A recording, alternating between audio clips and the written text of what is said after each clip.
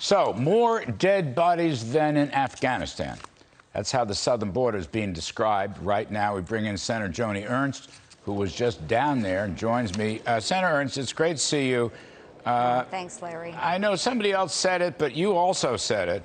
And I just want to make sure people understand.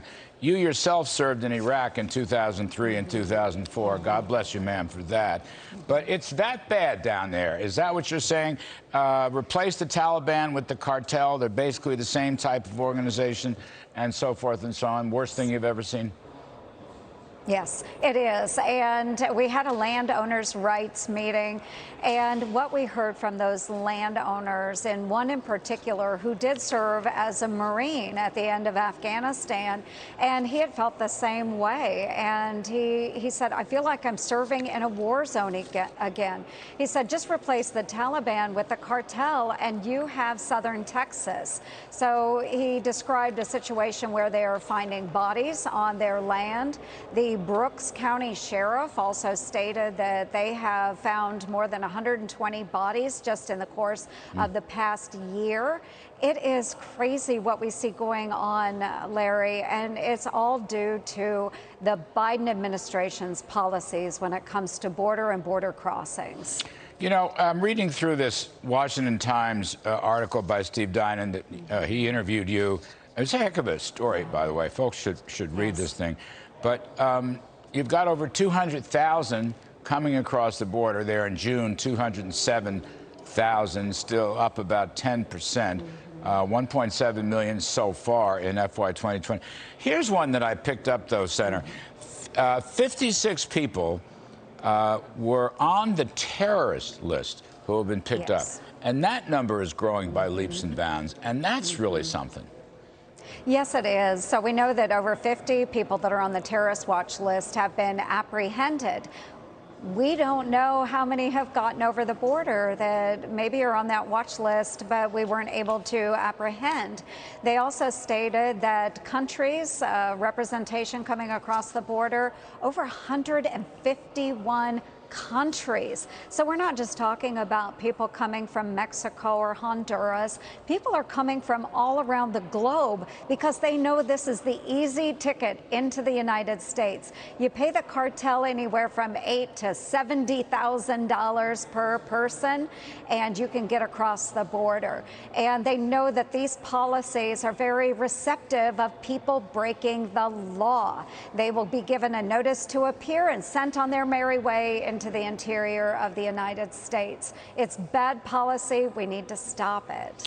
And in addition, 207,000 migrants were caught in June. 92,000 were sent back to Mexico under Title 42, the pandemic health emergency. But that's going to end, or where does that stand, or what's the battle on that? You were kind of leading the charge or helping to lead the charge to maintain that. What can you tell us, Senator? Yes, likely to end at some point. But what I would like to say as well is that we also view all of the drugs coming across the border as a national emergency as well. So if we're willing to lift it for COVID-19, perhaps we should be looking at the drugs that the cartels are trafficking into the United States, making every single one of our states a border state. So this is not just an issue that the poor folks down in Arizona and Texas are facing. This is a nationwide issue. This is a humanitarian crisis and something that could be prevented if only this administration would step up and do it. Well, that's the thing. So the Bidens keep saying, you know, various Bidens, Mayorkas and so forth, that they control the border. You're saying the cartels control the border. Absolutely, Larry. The cartels are controlling the border. The cartels actually have sectioned off our southern border. Various cartels are in charge of various sections. They charge what they want. They direct the people that they want over the border. They will traffic those that they want. Now, they are charging those individuals, as I said, anywhere from $8,000 to $72,000 per person, but they will also require payment. And if you can't meet full payment to the cartel, how do you think some of those individuals are required to pay it back? We know that they're trafficking humans and sex trade over the border. We know that they're trafficking weapons, they're trafficking drugs, they're smuggling terrorists over the border. When is this administration going to get serious about protecting our own nation? We just saw appalling situations down there, Larry, and I wish more Democrats would actually go visit the border, hear from the Border Patrol agents that are doing an exceptional job in a really difficult time, and actually want to do something about it. I don't know. It'd be nice if the president and the vice president went down to the border. Yes. You know, that wouldn't be a bad thing either. One other one. Well, I've got two quickies for you, Senator.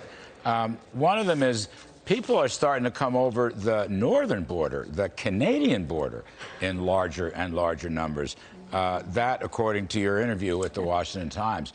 Now, that's kind of, I don't know if it's brand new information, but I'm not sure the public knows that. No, and that's a situation that we're in right now, is that we know that our borders are porous. The southern border especially, that's the one that we focus on because we do have so many drugs, weapons, humans that are being used in sex trade, you name it. But we do have to pay attention to our own national security as well. And that's where President Biden has not enforced policy that should be enforced. And people know that we're an easy target, easy to get into the United States, so why not? When we have refugees that we have removed from Afghanistan, when we are working with the Ukrainian government to resettle those Ukrainians, when we can't even help them, and yet we have people that are swarming over the border and not coming in with legal entrance, then it is an issue. So we need to be protecting our borders, and President Biden just refuses to do that. When you all take over the Congress come November, what's the best plan to start resealing the border as it was during the Trump years? Yes, and again, this is something that President Trump did that was extraordinary, where he did engage with Mexico and planned on the Remain in Mexico policy. He was working on the border barrier, the border wall, putting in place security measures. He was working with border protection, but we simply don't see that from President Biden. I know even if we could pass laws, President Biden would likely veto them. Yeah.